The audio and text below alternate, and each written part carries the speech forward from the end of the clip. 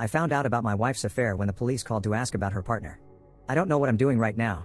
I don't know if this is the right sub or even if I should be posting this, but I don't have a clear mind right now and I'm here to ask for some direction. I've been married to my wife for 12 years. We have an amazing 11 years/0 son. Until last night I thought we had a good marriage. I thought I was always really good to her. We have no money problems, no intimacy problems, and I have never taken her for granted. I honestly wake up every morning and thank God she is my wife. Now I don't know what to think. I got a call from my local PD as I was getting off work yesterday. They asked if I could come to the police station as soon as possible. I panicked. I asked if something had happened to my wife or son, but they said not to worry, just get to the station ASAP.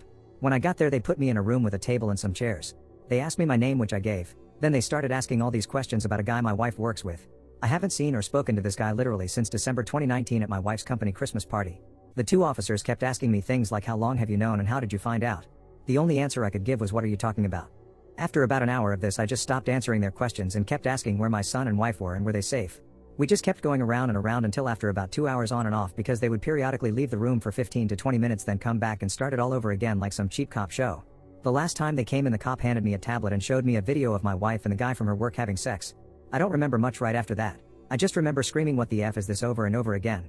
I had a full-blown panic attack right there in the middle of the police station. The police had a paramedic check me out and he said my blood pressure was something like 170/110. He wanted me to go to the hospital but I refused, and said I needed to find my wife and my son. After I calmed down the officers explained that the guy in the video had been having an affair with my wife, and apparently several other women. He had been found that morning in his driveway beaten, raped, and set on fire. He was still alive but in critical condition and they didn't know if he would make it. His wife had given them permission to go through his phone and computer and that's where they found the video of my wife. They asked me where I was that morning and I told them the gym, then work about 10 minutes from my gym. At that point they said I could go, but that I might not want to stay at my house because they didn't know if his affair with my wife could be why he was attacked. They also said my wife wasn't the only person he was having an affair with. That's when I rushed home. My son was staying with our neighbors, so I got him and went home. We packed some clothes, and his laptop for school. I grabbed my gun and we headed to my parents' house 45 minutes away. I still haven't heard from my wife. Her phone is going straight to voicemail. I've called the officer who gave me his card and he said she is at the hospital with the guy she's been cheating with. I am sitting here in bed with my son on one side of me and my .38 on the other. My dad is sleeping in his chair in the living room with a shotgun across his lap, and I've not slept in over 30 hours. I don't even know where to start. Anything would be helpful right now. Any advice or ideas? I am in a fog. Edit. Just got off the phone with my in-laws. Apparently my wife just checked herself into the psych ward. Update. I'm completely lost because I just found out that my wife, 36F, of 12 years has been having an affair from the police who called me in for questioning involving the assault of her lover.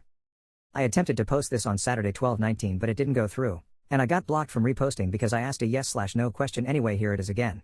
I am working a bit so I may not be able to reply that much right now. My original post was removed but a lot of people messaged me and asked for an update. I thought I would fill everyone in on what has happened this week, because the replies I got helped me so much.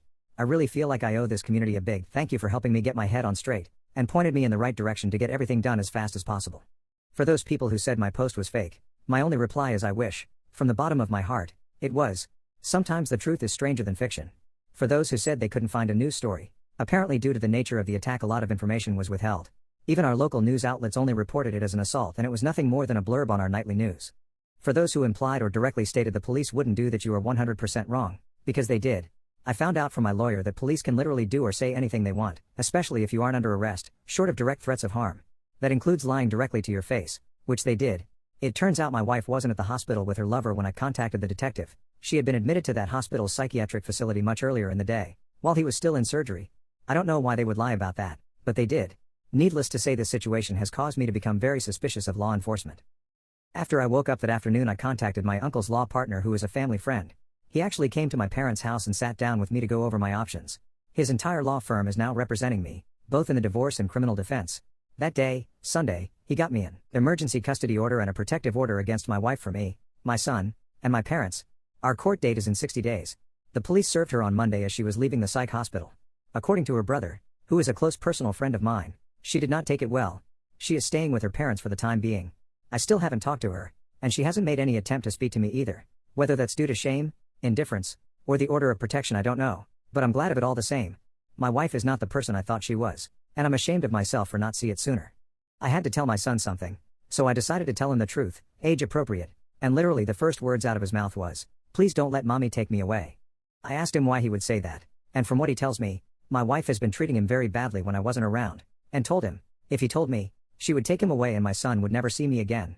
She has been emotionally torturing our son. And I was too blind to see it. That wrecked me more than the video, to be honest. I told the lawyer about what my son said, and he used my son's statement and her mental state and commitment to get the emergency custody. I have contacted his school for therapy resources, and he will start therapy after the first of the year. I feel like the worst father to ever walk the face of the earth at this point.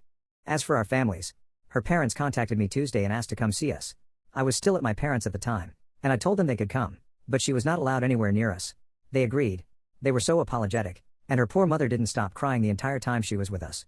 Her father was heartbroken and kept referring to my wife as that girl.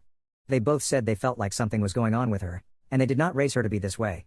We hugged and cried before they left, and I told them they will always be a part of our lives no matter what happens with the divorce. After what my son told me, their visit was the hardest part of our whole ordeal. My lawyers have been doing amazing work so far. They found out that the man my wife was sleeping with has a long criminal record. One of the lawyers informed me that when they went to print out the guy's arrest record, the printer ran for 5 minutes straight. From what they could learn, he is currently on parole for substantia offenses, and has had gang affiliations in the past. He is still alive but in critical condition, and still may not make it. The firm has an investigator who contacted the co-worker who drove my wife to the hospital. The co-worker informed them that my wife's affair was an open secret around the office. My lawyers think that's how the police figured out who I was, and who my wife was in the video. There are several photos of last year's Christmas party at her work, and my wife and I are in several of them. That's where I currently am in this whole situation. I am just numb, still lost, and heartbroken. How long does the numbness last? And is there any way to get past this emotional lethargy faster? I mean really numb, like a dream. Everything I've just said has felt like it's happening to someone else. Update, I'm completely lost because I just found out that my 42 meters wife, 36F, of 12 years has been having an affair from the police who called me in for questioning involving the assault of her lover. I will start off again by saying thank you to everyone who replied to both my original post and my update. This sub really did help me so much. If I didn't respond to you directly, I'm sorry, but I got so many messages I can't keep up with them all. First, my son is doing so much better. He started therapy the first week of Jan, and the difference is already noticeable. I asked him if he felt comfortable with me talking to his therapist and he said yes, so I've had a few discussions with her. According to the therapist, my STBX would verbally and emotionally abuse our son whenever they were alone together. He was not allowed to make noise or bother her in any way when he was home. She would leave him alone for hours on end, and even overnight if I was out of town. She would then threaten him with being taken away and never see me again if he told me or anyone else. The therapist said this has made him feel powerless and dependent in a time in his development that she should actually be feeling empowered and self-reliant. So to that end, I have bought him his own phone and helped him memorize family members' phone numbers and as many addresses as are relevant. I've also been teaching him situational awareness, to pay attention to street names and how to read addresses on buildings.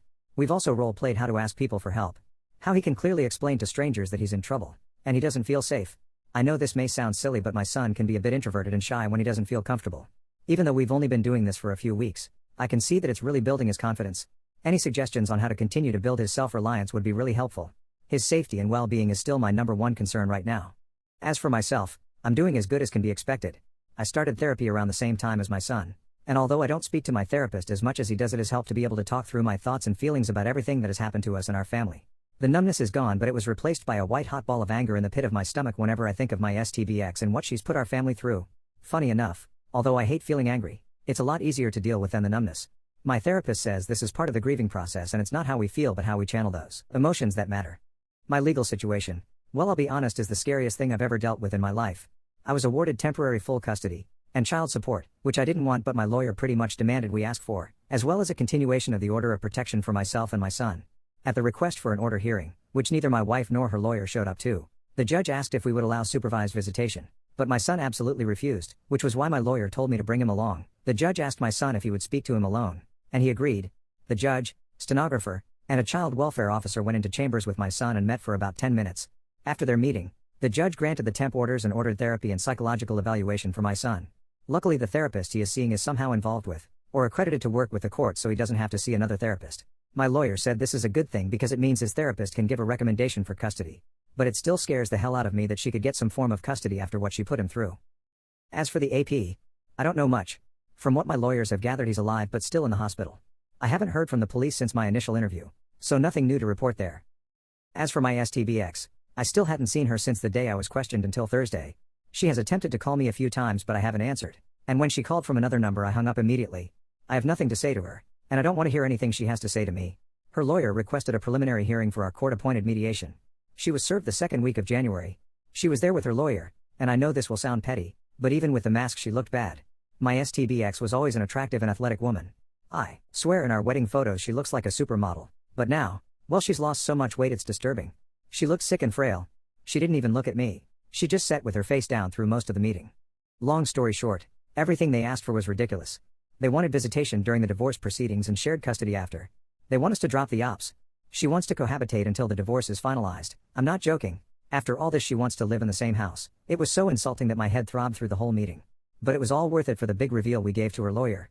Her lawyer asked how we should handle discovery for the division of assets. To which my lawyer got this shocked look on his face and said, "What division of assets? Read the prenup." The look on her lawyer's face was priceless. She hadn't told her lawyer about the prenup. My late uncle, who was the founding partner of the law firm I use, wrote that prenup and actually hired her a lawyer to look over it for her before we married. According to my lawyer, it's a thing of beauty because we never mixed finances. Per my uncle's instructions, the house we live in was a gift to me from my uncle before we married. All the utilities and insurances are in my name. All the vehicles are registered in the owner's name only. And we never had to sign for any debt for each other. We have one shared savings account that is used for household maintenance and an emergency fund. It is around $8,000 in it, which she has already drained. There is less than $300 in it now. The prenup states that all marital assets and debt are to be divided 50-50 and ownership of all intangible assets and personal debt reverts back to the individual who accrued it. The adultery clause simply states that we agreed that if either party is caught or admits to committing adultery, they lose the right to claim any form of spousal support. There's a lot more to it than this, but my lawyer assures me that trying to break this prenup will be damn near impossible, because it is the most fair prenup he's ever read. But the last thing her lawyer asked for was what has really messed with me. He asked that we postpone the official mediation for 6 months while my STBX attends an inpatient rehabilitation facility for substance abuse. Some people in both my last posts stated that she might have a substance abuse issue, but I didn't even think about it, because I couldn't even fathom that. I talked to my lawyer and he said that we would discuss it and get back with them about our decision on that. Before we left, my STBX spoke, literally for the first time, and asked me to read a letter she had written me. My lawyer gave me the "this could be a snake so be careful" look, and I debated with myself for a moment but decided to take it. When I got home I read it, and now I wish I hadn't. It started off with all those busted cheater platitudes that everyone warned me about. I love you. I love our family. I know I'm mistreated, son, and I hate myself for it. I want us again. But she did explain that after a major surgery she had about 2 years ago, she started abusing her medication. After a while she started buying them from some of the people she worked with, including AP. He became her go-to guy, and when she ran out of money she started sleeping with him to make up the difference. She said she hid this from me because she was afraid I would make her stop, and she couldn't feel right without them anymore. That he meant nothing to her but a fix, and she hates herself for doing what she's done both to herself and to us. Now, she says she understands how awful what she's done is and wants to get better for our family, and asks me to at least give her some time to prove she wants this. And let me state, for the record, I will never get back with my wife. Our marriage was over the moment she cheated on me, and abused our son, but damn, where the F was I while all this was going on? I just feel like the most naive, obtuse idiot to ever walk the earth. And furthermore, how should I approach this from here? Am I just throwing her away, or am I still justified in feeling betrayed? I feel like such a failure as a husband and a father right now.